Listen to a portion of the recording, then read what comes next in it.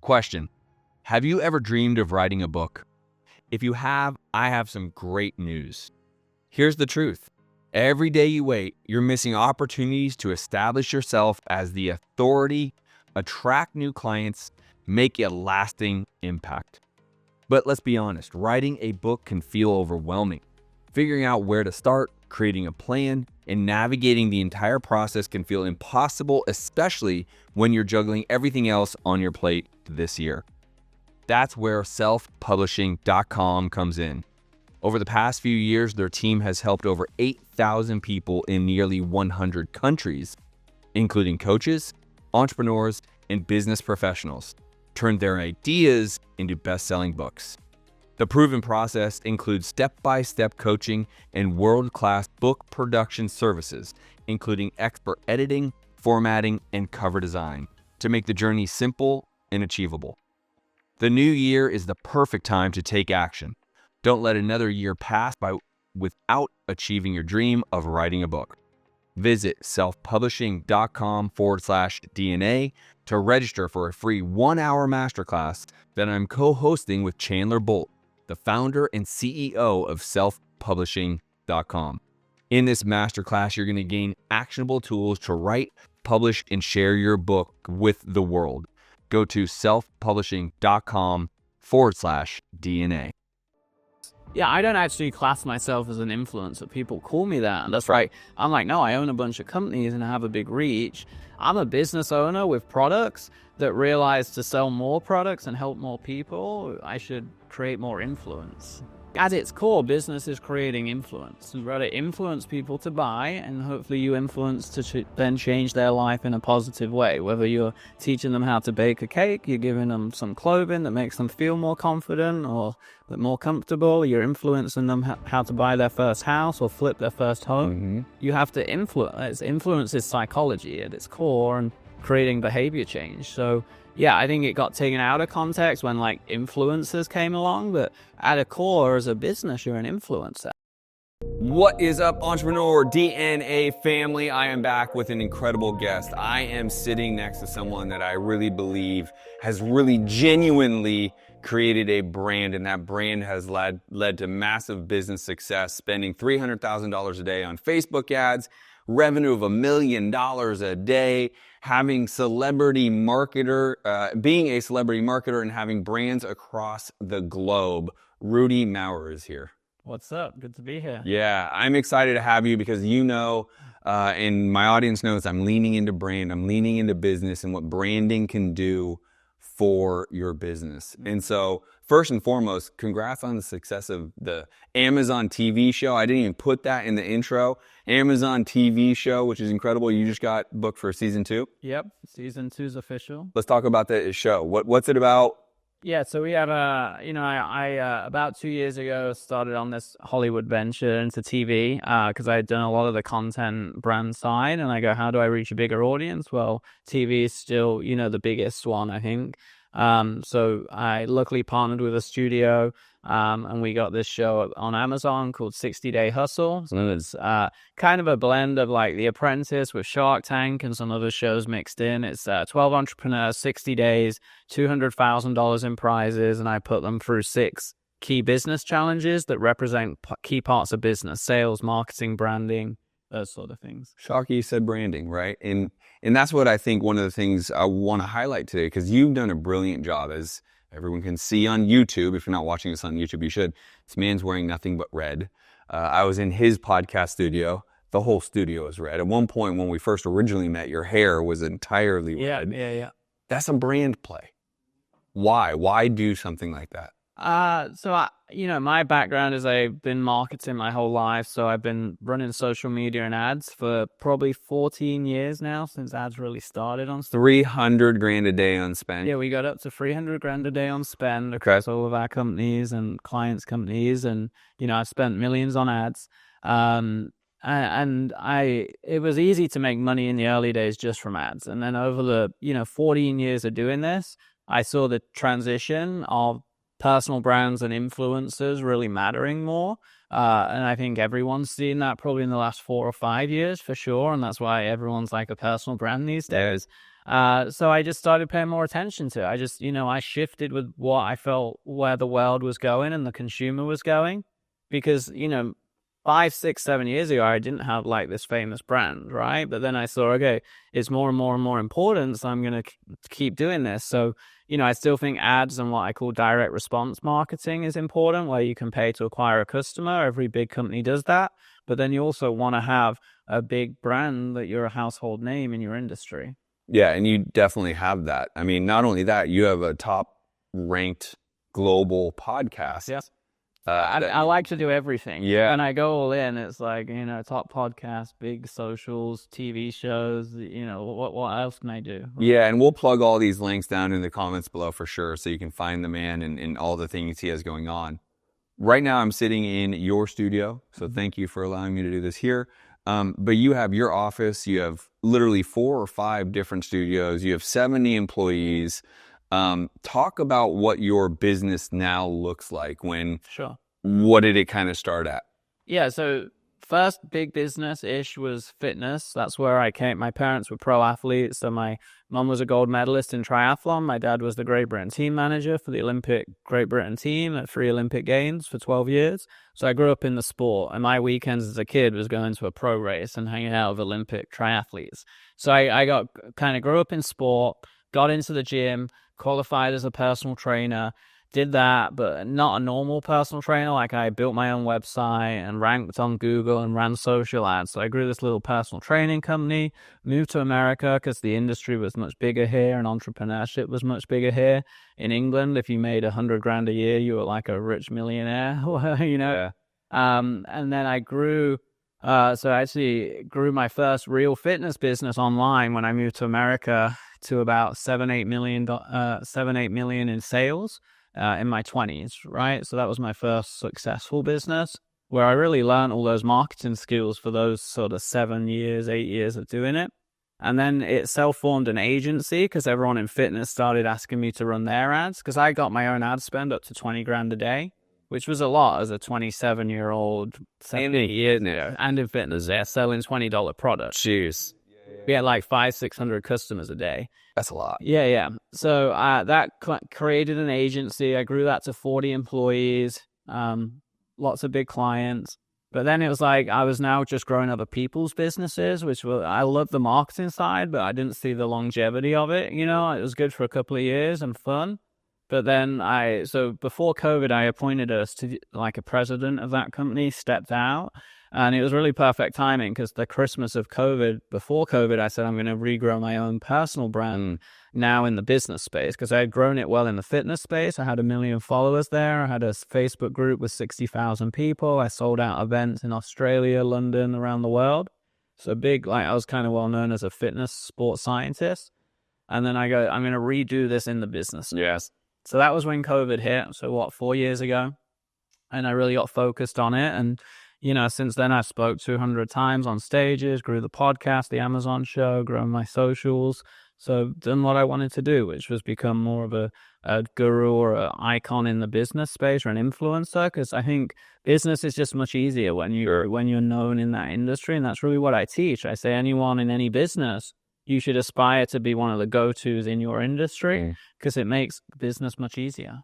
So I want to take Rudy back to that decision, right? Because that decision is, I think, where a lot of listeners, watchers right now are probably sitting there is like, how do I break out? How do I go do this thing? How do I brand myself? How do I build? Right now, I might have some listeners that are CEOs of Fortune 500 companies, whoever knows, but I want to talk a little bit more to the smaller solopreneur who's ready to pull a Rudy and say, I'm leaving this behind. Now, you gave it to your CEO and president of that, but like, then he went out and said, I'm starting all over with my brand, my business, and that's maybe where all the red came from, right?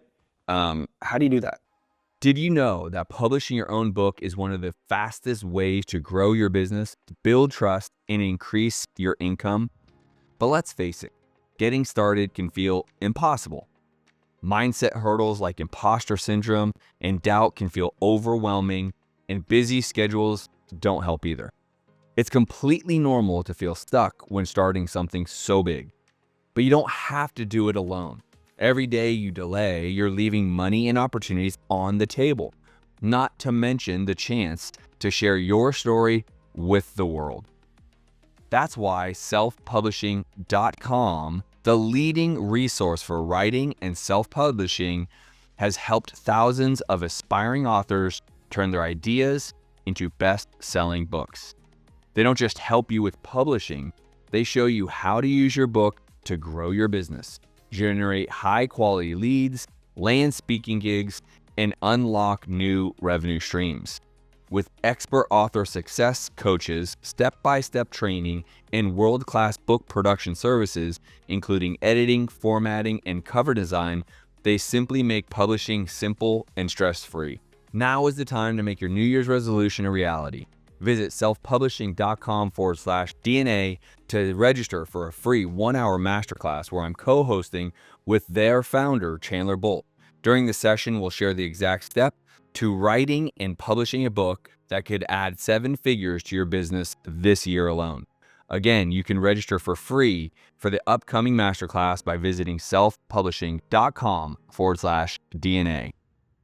Well, I think the first thing you have to do is make the decision, and then you have to commit to the decision, and then you have to go big on the decision, right? Because any big brand you're not going to win by playing small, right? So Mr. Beast, crazy big YouTube videos, puts $1 million plus into a YouTube video.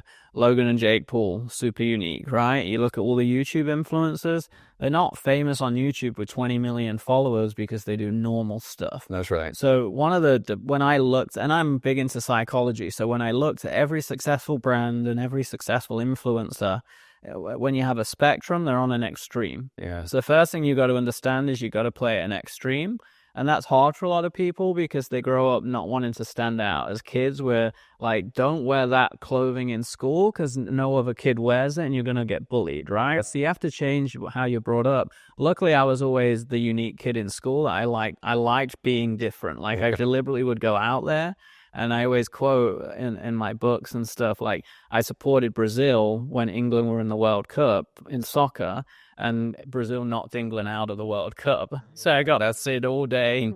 Yeah. No doubt. But I liked being different. So it was maybe easier for me. Yeah. But if not, the first thing is like embrace being different, embrace standing out, and then figure out what that is, right? It can be a color, it can be a philosophy, it can be a teaching technique, it can be a quote or a tribe that you build, like funnel hackers, right? Like, what are you going to get people to rally around, right? Make America great again, right? Like, the laws of psychology don't change.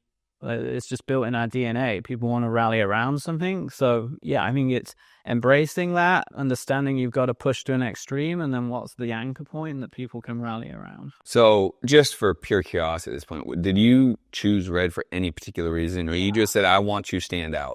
Yeah, well, so it kind of goes to what I teach, right? So red was my favorite color as a kid. Yeah. They say don't use red in marketing and business because it means warning. My whole life's about doing the opposite of what people say, and what I teach is how to stand out. So it's around that. And your flag is white and red? I mean, yeah, so built around that, like standing out, being bold, defining the norms, and you know, I think no one in history can say they 100% knew how it would roll out. Like Mr. Beast can't say he knew it'd be exactly here, but he had ideas. So I didn't know I would be here with Crazy Red Officers, a podcast called The Red Life. But it's like I had an idea, and then you learn and pivot and keep going. And so I was doing the red. I had this big red backdrop during the first year of COVID, and everyone was like, dude, I love your new brand and your personal brand that you built and how it's taking off and all your ads. And I started going back to events and speaking after the lockdown period, and everyone was like, dude, the red's crushing it. So I was just like taking feedback, right? I was like, everyone loves it. It's standing out, it's working, the feedback's amazing from all these other top people in Mastermind. So I just get more ridiculous with it. So at one point I walked in and everything in the office had to be red, and we banned employees not wearing red. So when I grew to 50 staff, like they literally got sent home at 9 a.m. if they came in not wearing red. It was like a like a McDonald's. You can't work at McDonald's if you don't show up in your uniform. That's right. I did that. So, you know, we just got more and more crazy with it. Got red cars, red hair, like everything was red, right? So play into like your thing to it, right? And Trump did this, make America great again. Yeah. It's like, how do you make it? Mr. Beast goes, how can I take my video 100 grand? Now I'm going to blow up Lamborghinis 1 million. Now I'm going to do an Amazon show and spend 20 million an app. Like, you got to play into it. That's incredible. Now I know this, maybe not everyone does, but your real strong suit will be marketing KPIs, right? Understanding the viewership and the audience. And then the question I want to say around that will be, when someone goes out and starts new or is about to start or restarting, what are like some of the KPIs that they want to really be paying attention to figure out what iteration needs to be done? Sure. Well, like, I'm a data-driven guy, so I started in sports science. I have a master's degree in exercise nutrition science, and I was a researcher. So I'm very data-driven because, we would literally run laboratory studies where we give half the group this supplement and half without, and we look at their blood work or their bench press max, right? So I took that into business, and actually, when you look at all the world's billionaires and best CEOs, they'll all tease that data is so important. So I was kind of lucky that I'm naturally good at that. Yep. So everything in our business is driven by data. So today I had my weekly KPI call. I have 9 of my team leaders on, and they all present KPIs. So every inbox, we know how many messages we got, if they were within 24 hours, first time reply rate, happiness rate, right? And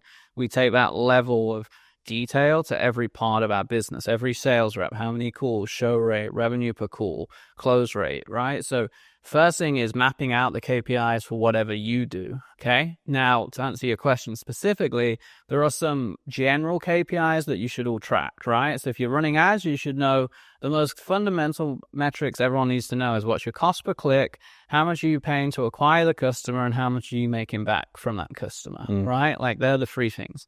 Now, if you're running social media, you should be looking at how many people are watching it, what's the watch time, how many people quit after 5 seconds, how many people is it reaching from your organic current following versus non-followers to see if it's hitting the algorithm. So you've got to look at it by channel and by goal. Yeah, I think there's a lot of underutilization of understanding what moves the needle. And if you start with measuring out of the gate, you're going to be better off. Yeah. A lot of people just start, which I would rather someone start than not. Yeah. But that really can help you move the needle because it allows you the opportunity to iterate, right? Yep. Where you know what's not working, so you have to move away from what's not working and iterate too. Yeah, the data gives you the answers. If not, you're just guessing. So you always have to follow the data. And I think people don't understand that because I've got this like big red personality and people think I'm an influencer, but I'm like, no, I'm like a behind the scenes business guy that realized influencer was like the way to go forward. So I became an influencer, right? Whereas most influencers that I work with, they have no idea about leadership, operations, KPI systems. Right. So I'm lucky that I have the base background knowledge. And then the influencer is like the magic sprinkles on top. There's not many people that have both sets of tools, right? And you do.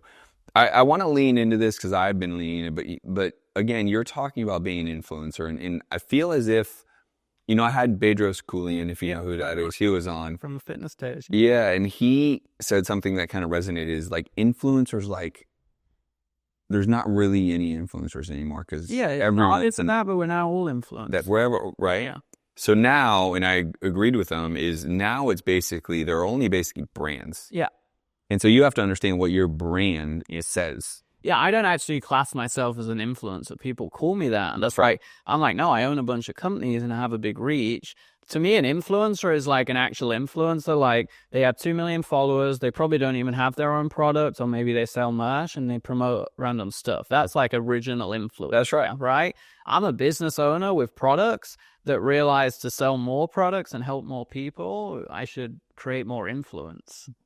So I think everyone should, don't you? Like, I don't care if you cook. We did your episode. We were talking about baking cookies and become an influencer. Be the best influencer in that space. At its core, business is creating influence. You rather influence people to buy, and hopefully you influence to then change their life in a positive way. Whether you're teaching them how to bake a cake, you're giving them some clothing that makes them feel more confident or more comfortable, you're influencing them how to buy their first house or flip their first home. You have to influence. Influence is psychology at its core, and creating behavior change. So yeah, I think it got taken out of context when like influencers came along, but at a core as a business, you're an influencer. Apple influences you to buy Apple, not Android, because you want to have a blue text, not a green text in your group chat, and you want to be slick and you want to feel innovative like Apple makes you feel. And you spend $150 on a Nike jacket versus $20 on Amazon because you want a Nike tick there because you want to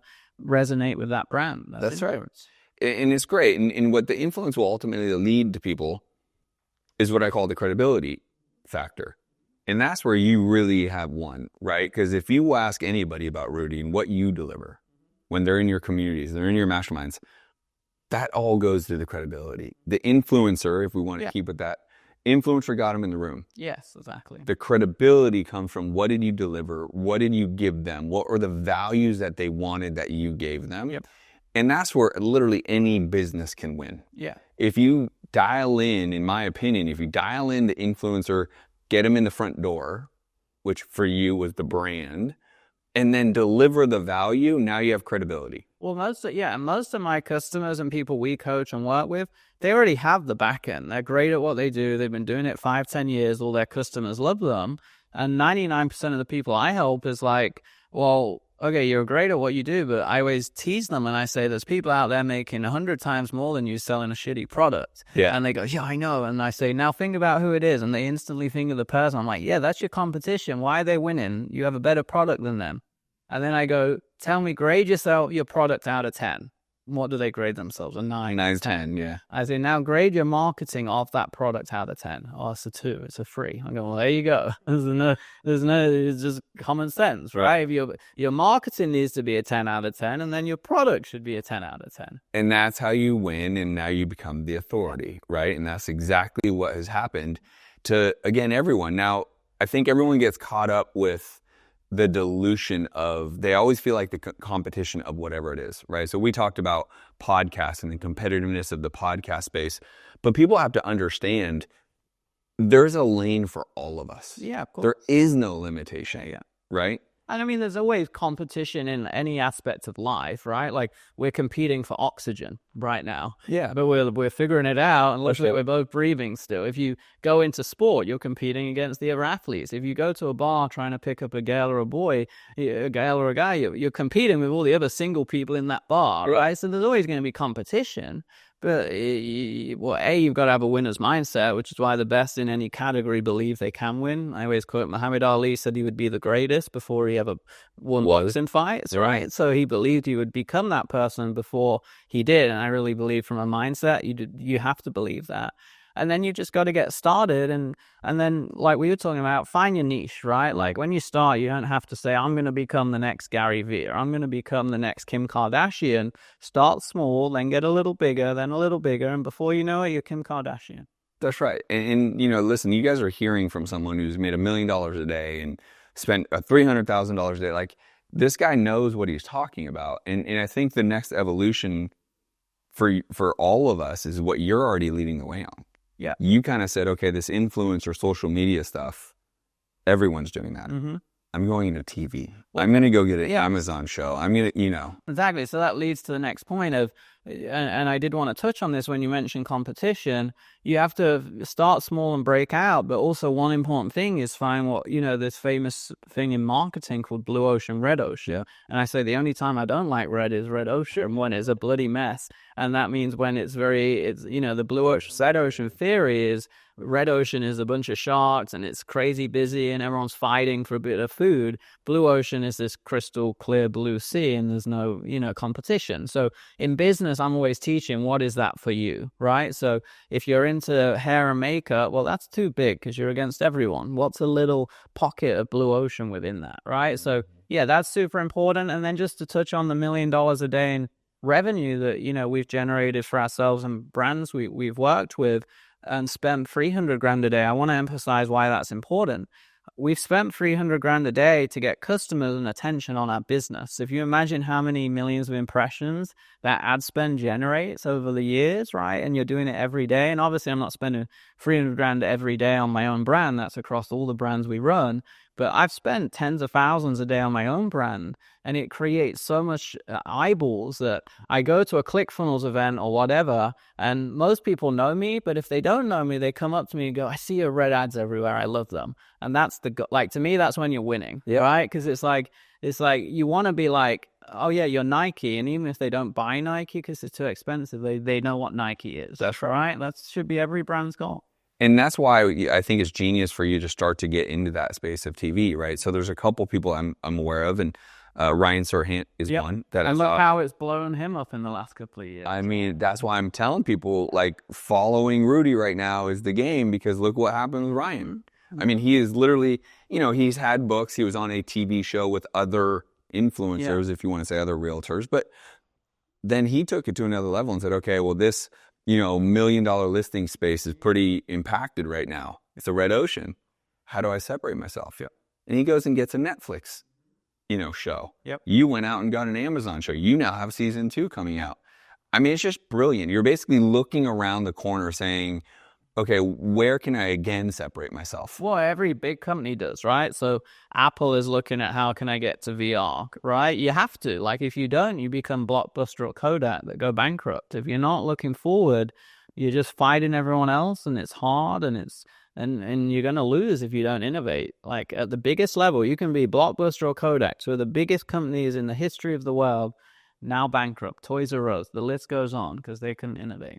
And so I call it innovation and adaptation, right? So in the real estate space, which I have most of my resumes, you got to figure out what's kind of coming, even though sometimes it's blindsided, right? Meaning the hedge funds. No one really gave anyone warning that the hedge funds were going to go buy thousands of, like 10, And so us little guys are out there fighting for scraps. And it's not like you had someone saying, hey, hedge funds are coming, start looking. But you always have to find a way the second it happens. Being reactionary to a certain extent can be good. You can't just sit around and be like, all right, well, they're here, now what? Right? You got to find a solution to it. Well, especially as an entrepreneur, it's like you become an entrepreneur to take the bull by the horns, or drive the steering wheel. And a good entrepreneur, whether you're a CEO of a Fortune 500 company or an entrepreneur like me and you, or one with 0 employees, you always got to look at what's coming next. And I think it's more important now than ever because technology changes faster, right? So 20 years ago, technology was slow to change because the opportunity of information was slow. You had to learn something through TV or newspaper. Now, because we can consume information so quickly, it actually means as a society, we speed up. So you have to actually pivot and change and react faster because our consumers are changing faster too.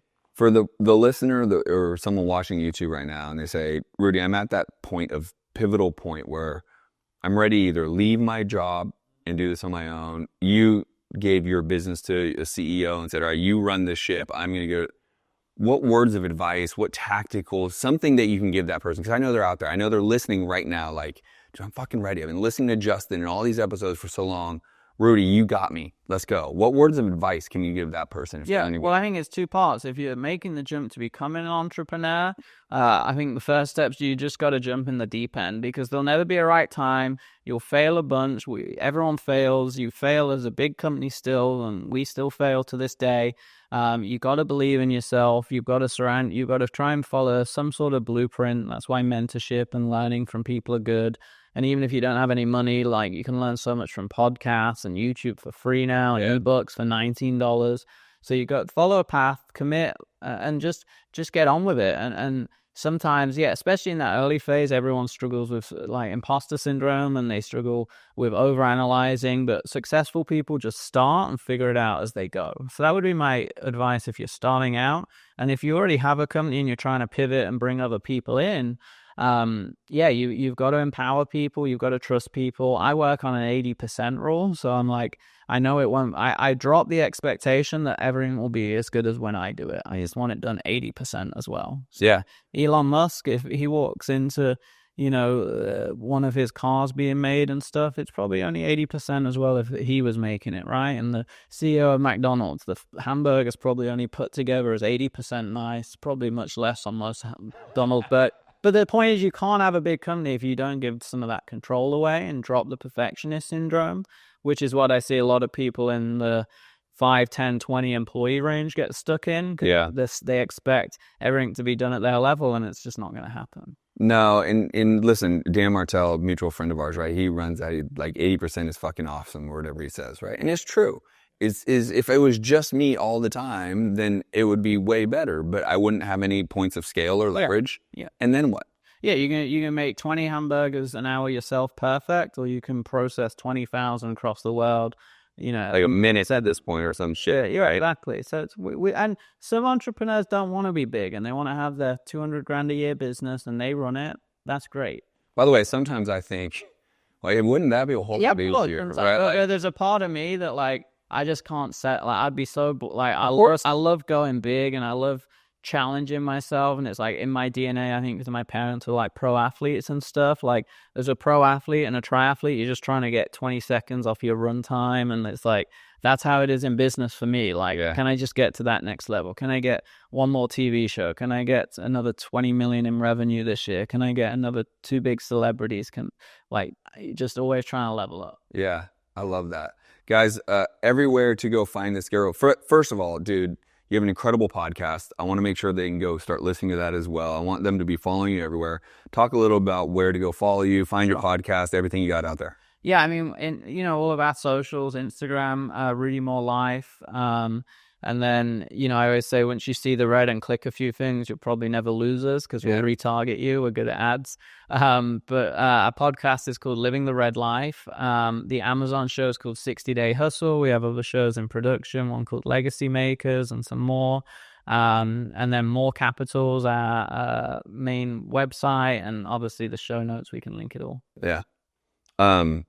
I'm just going to pause. I've been calling you Rudy Mawer. I've always heard Mawer. Everyone calls me Mawer, so I don't even correct people. So you're good. Jesus, I hate that. I've only heard Rudy. So it's so bad that one of my groomsmen at my wedding still called me Mawer, and I grew up so used to it that I don't even. I've actually never heard anything different, so I'm like.